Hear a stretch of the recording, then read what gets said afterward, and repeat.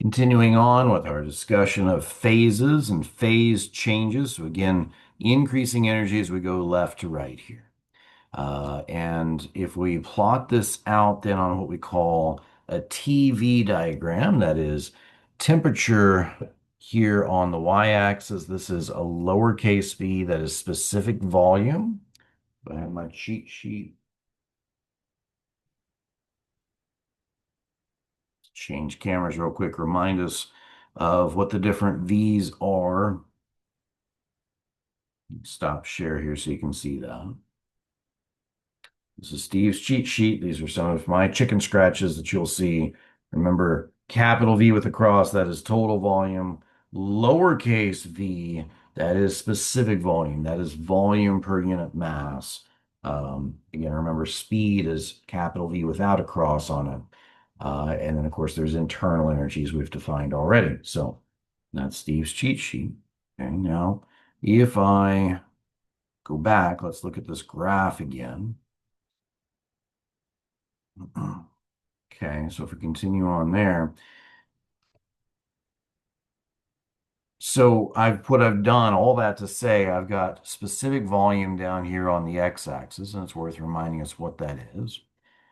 And I've got temperature on the y-axis. Okay, now notice this flat part of the curve right here, right? This flat part of the curve right here. So basically, number two is what we call saturated liquid. That comes right after your compressed liquid. So we go up, if we increase, if I've got compressed liquid, I increase the temperature, it stays liquid right to the point where it's saturated liquid.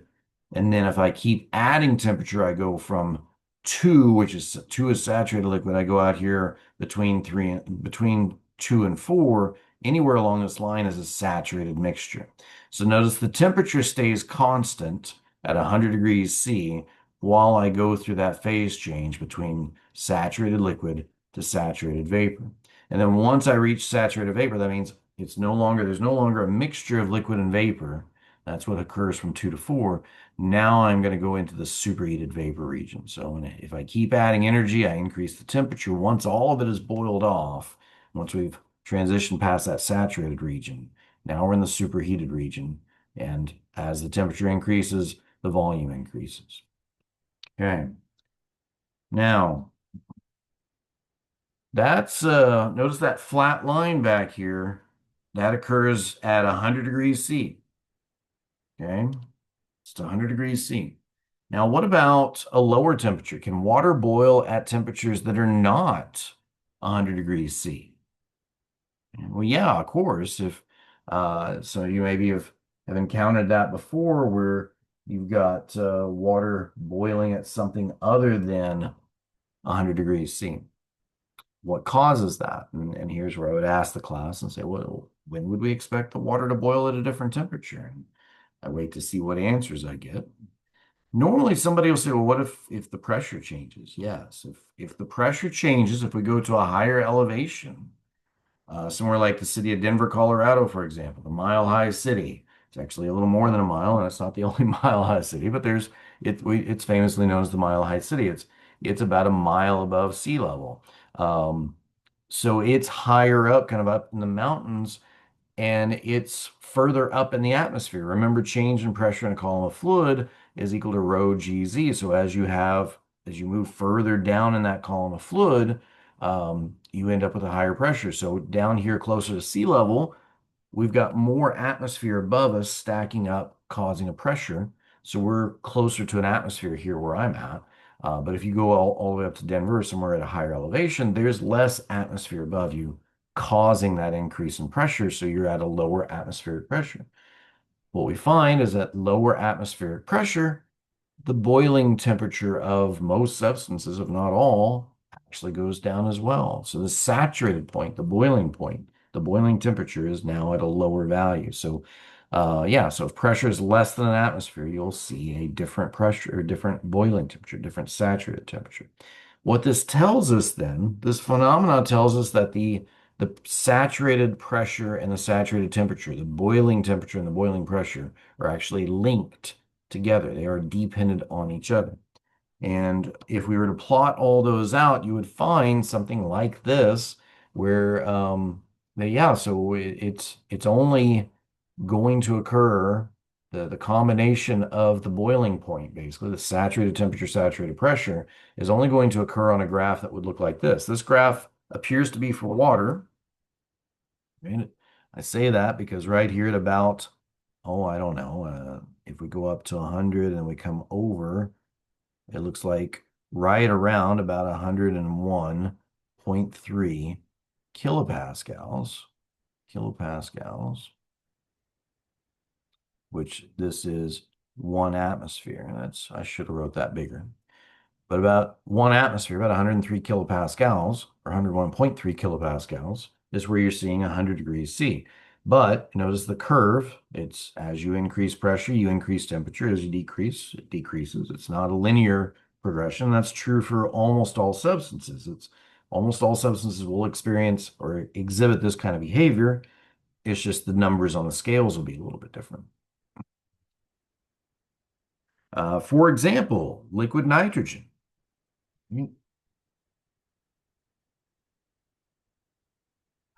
The story I always share in class is I grew up showing cattle, showing livestock and showing cattle specifically, and we had a small herd. We didn't keep a bull around. Bulls are good at two things, and one of those is tearing things up.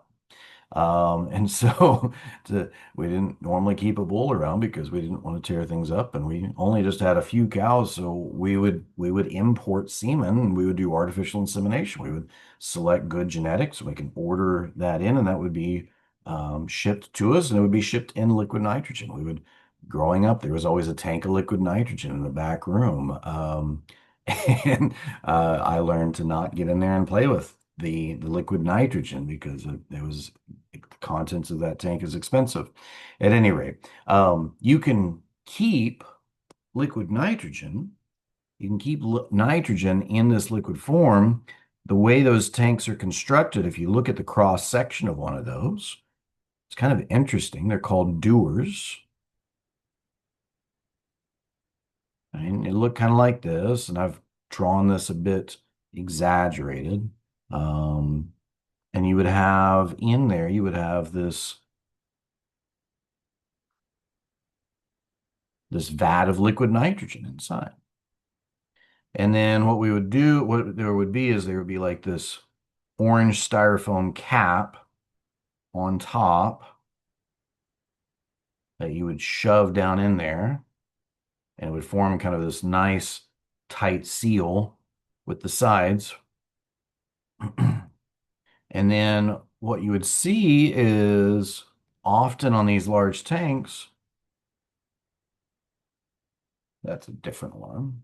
There would be kind of this thing on the side of it. And I remember at one time I asked my ag teacher, "Hey, what is that thing on the side of the liquid nitrogen tank?" And he said, "Well, that's where they would pull a vacuum. It was basically they would hook up a vacuum pump on here, and they would draw a vacuum inside the tank, kind of in this in between layers, and then they would weld this valve shut.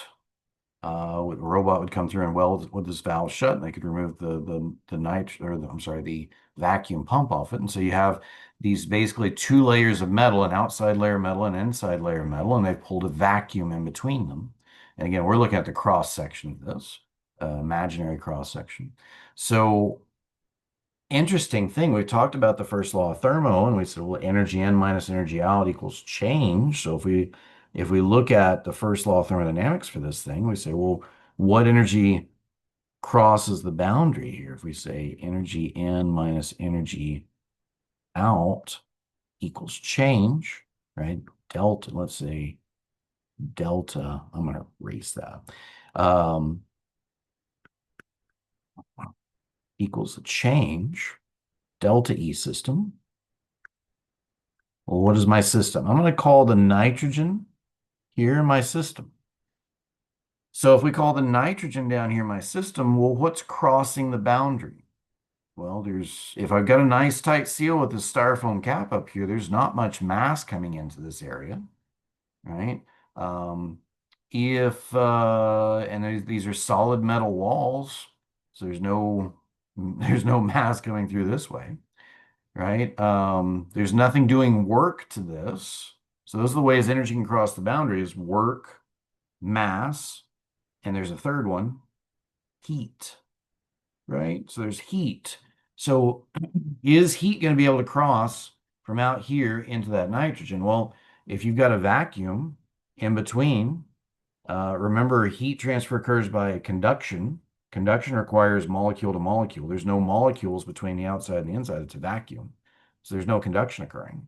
There's no molecules to flow between the walls. There's no convection. So that just leaves radiation, right? Convection, conduction, radiation. Those are the three ways heat transfer can occur.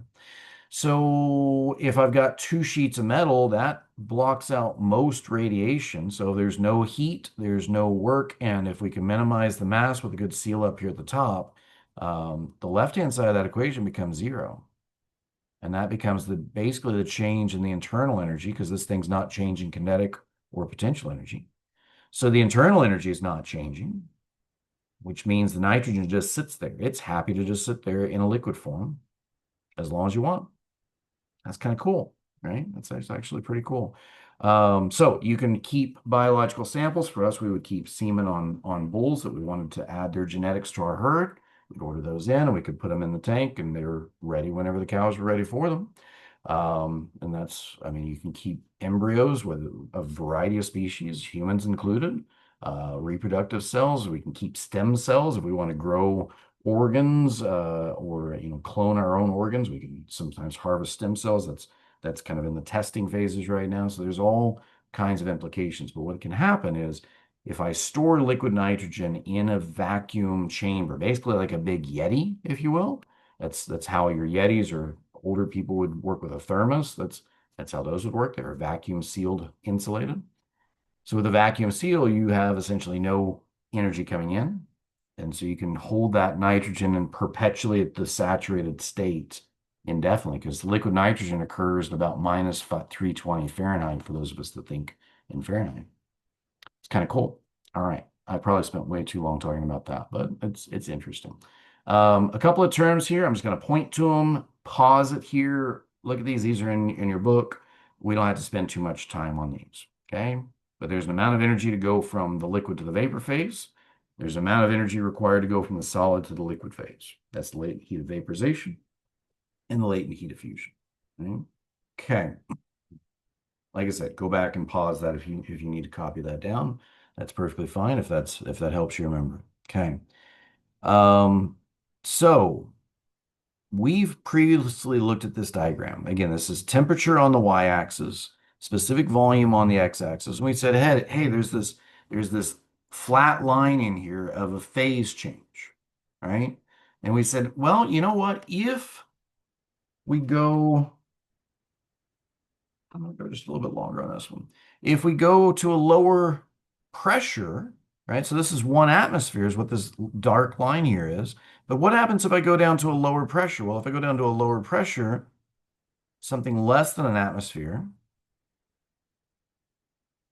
well, my boiling temperature is lower.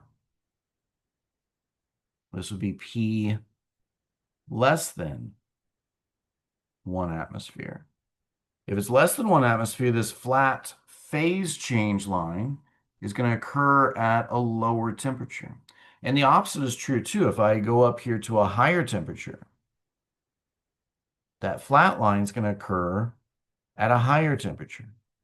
So this would be if I keep a constant pressure greater than 1 atmosphere,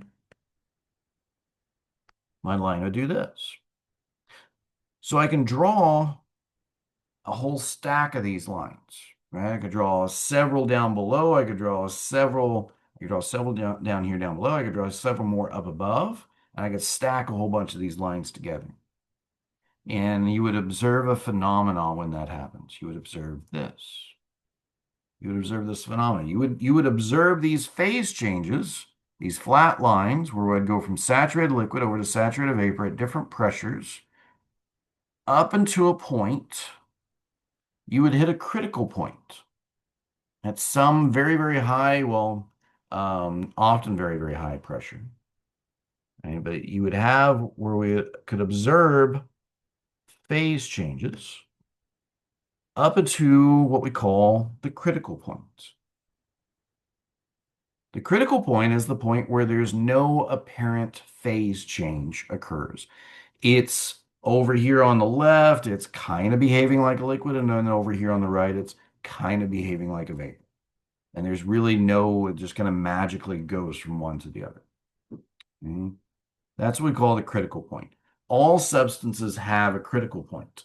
For water, if I back up here, you can see for water, that's going to occur at about 373 Kelvin, and I'm sorry, Celsius. That's 373 Celsius, which is really high.